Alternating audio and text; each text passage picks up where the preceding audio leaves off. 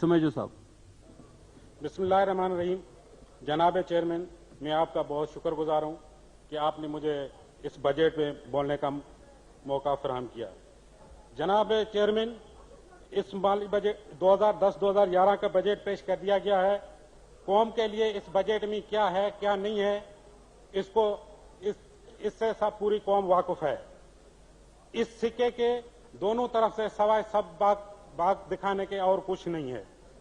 माली साल 2010-2011 का बजट ना तो आवाम दोस्त बजट है और ना ही इस चैलेंजेस में निपटने के लिए इसमें कोई खासियत है।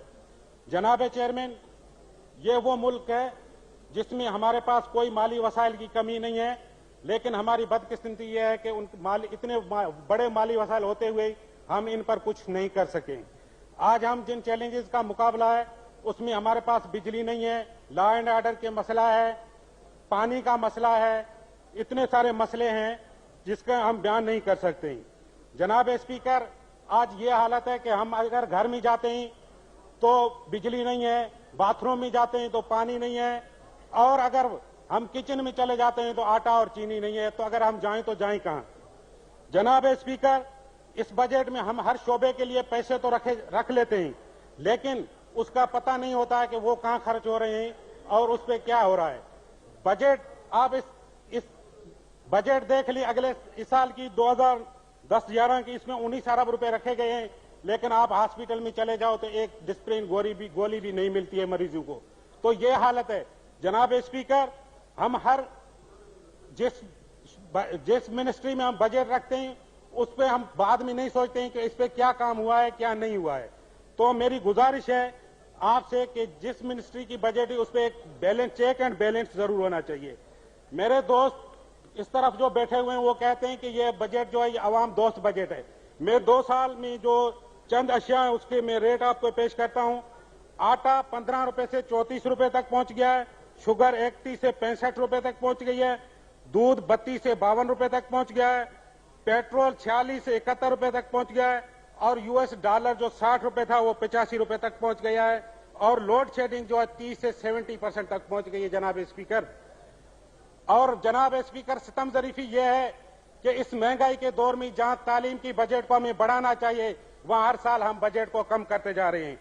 2006-2007 की तालीम की बजट जीडीपी के 2.5% थी, 2007-2008 में 2.47% थी, और 2010-2011 में जाके 2% बचे, जीडीपी का 2% है।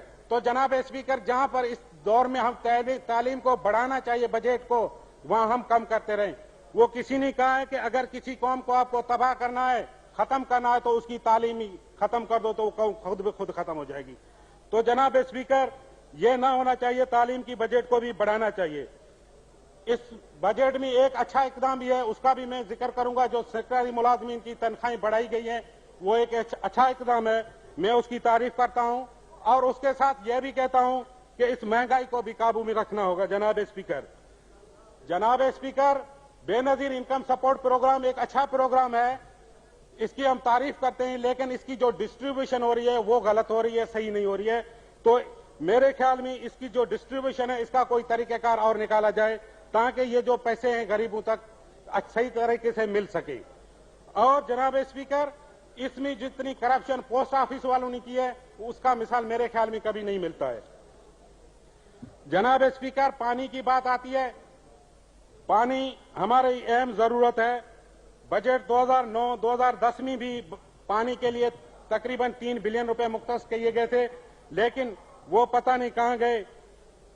और उसमें यह भी ऐलान किया गया था कि 3500 फिल्टर प्लांट लगाए जाएंगे। जनाब स्पीकर, मैं आज भी कहता हूं, हमारे दोस्त नवाब यूसुफ साहब हमेशा ही चीखते रहते हैं कि पानी का मसला, पानी का। आज भी जनाब स्पीकर, पानी सिंध में 47% शॉर्टेज है पानी की, पीने के लिए हमें पानी नहीं मिल रहा है, हम कहां जाएं।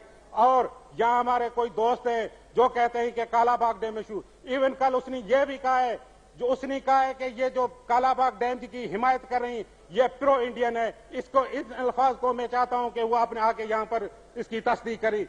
दुनिया टीवी भी ने बाकायदा उसने ये उसकी स्टेटमेंट चलिए। जनाब स्पीकर, कभी कोई हमारी खातून मेंबर उठ के कहती है कि ये इंडिया के चमचे, कभी हमारा कोई एमएनए आके कहता है कि इंडिया के चमचे। ये नहीं होना चाहिए। हम भी इस मुल्क के बाशिंदे, हमने भी इस मुल्क के लिए कुर्बानी देनी है और देंगे। और इनको सोचना चाहिए कि कालाबाग डैम एक कंट्रोवर्शियल इशू है। अगर ये इतने ही अगर चाहते हैं कि कालाबाग डैम बने तो पहले पंजाब असेंबली में करा था तो पास कराएं, उसके बाद आके यहाँ पर आके दाढ़ी मारें। जनाब स्पीकर, ठीक है, अब वाइंड अप कर लें। सर एक मिनट सर, मुझे किस्मत से तो टाइम मिला नहीं। जनाब स्पीकर, पावर सेक्टर में हमारा एक बड़ा मसला है, बिजली का पावर सेक्टर, जिसमें अगले साल 22.8 मिलियन रुपए रखे गए थे, लेकिन बिजली का मसला ज्यों का त्यों रह गया, किसी को कोई फायदा नहीं मिला। और अब power plant, rental power plant भी लग रहे हैं, उससे भी पता नहीं क्या आवाम पे बोझ पड़ेगा, वो भी आप सबको पता है। जनाब स्पीकर, मैं सिर्फ एक आखिर में थर के कोयले के बारे में कुछ आपको हकाइक बताना चाहता हूं। खुदारा इसको जरा गौर से सुनिएगा। जनाब स्पीकर, थर का रेगिस्तान वो रेगिस्तान है जिस पर पूरे पाकिस्तान की मौशियत का दारोमदार है। थर के रेगिस्तान में 200 बिलियन टन कोयला मौजूद है जनाब स्पीकर, 200 बिलियन टन, जिससे हम अगर बिजली पैदा करना चाहें तो 2 सदियों तक 1 लाख मेगावाट सालाना हम इस कोयले से पैदा कर सकते हैं। बदकिस्मती हमारी यह है कि सिर्फ 2001 में थर कोल टास्क फोर्स बना और 2008 में थर एनर्जी बोर्ड बना। यूं इदारे बनते रहे सिर्फ, और तकरीरियां होती रही, लेकिन इस पे कोई काम नहीं हुआ। जनाब स्पीकर, अगर थर के कोयले का हम सिर्फ 2% भी इस्तेमाल करें। साहब, अब आप सर एक मिनट सर, प्लीज एक मिनट, जो जुमले फाइनल बोलना चाहें सर। 1 मिनट सर, 2 मिनट भी नहीं हुए अभी। जनाब स्पीकर, अगर थर के कोयले का सिर्फ हम 2% भी इस्तेमाल करें तो हम 25,000 मेगावाट बिजली पैदा कर सकते हैं, जो कि हमारी जरूरत भी 25,000 मेगावाट सालाना है। जनाब स्पीकर, अगर थर के कोयले सऊदी अरेबिया और ईरान के तेल के जितने भी रिजर्वायर है वो हम इकट्ठे कर लें तो यह भी 375 बिलियन बैरल बनते हैं।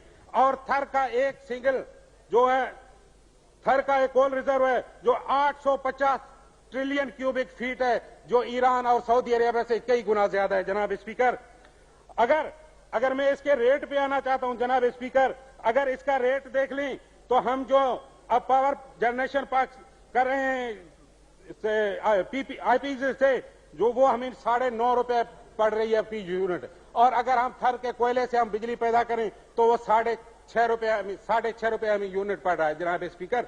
और इसकी इनकम भी देख लें जनाब स्पीकर, अगर हम सिर्फ इनिशियली $420 बिलियन की इन्वेस्टमेंट कर लें और उसके जवाब में हमें सालाना जो इनकम टैक्स की मद में 1,200 मिलियन हमें रुपया वसूल होता है जनाब स्पीकर।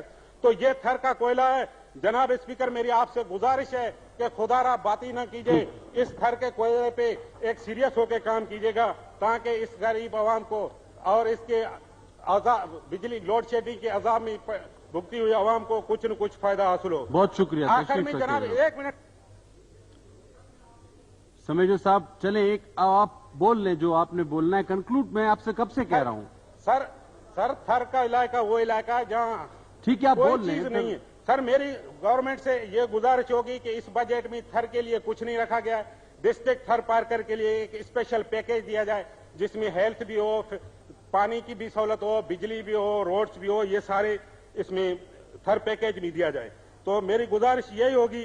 तो आपका मैं बहुत शुक्रगुजार हूं। आखिर में मैं एक शेर के साथ आपकी मेहरबानी कि कह दो, हम वो पत्ते नहीं जो शाखों से टूट जाए फराज, कह दो इन आंधियों से जरा अपने औकात में रहें। Thank you very much. अरकान से दरख्वास्त है कि क्योंकि जनाब अब आखिरी मराइल में गुफ्तगू तो शुरू में जो बोल लेते तो ज्यादा वक्त मिल सकता था, आज फहरिस्त लंबी और वक्त की कमी को मलूज़े खातिर रखें। मोहतरमा बीलम हसनैन साहिबा, इसका नाम, इनका नाम। बिस्मिल्लाहिर्रहमान, मुझे तकरीर करने दें जी, उसके बाद पॉइंट ऑफ ऑर्डर लें इनका। आबिद शेर अली शाह साहब, आपका नाम आया नहीं पर्सनल एक्सप्लेनेशन में, लेकिन आपका नाम नहीं लिया उन्होंने। मैं शुरू कर दूं? उन्होंने एक मोअज़्ज़ज़ रुकून जरूर कहा। चलें आप बोल लें 1 मिनट।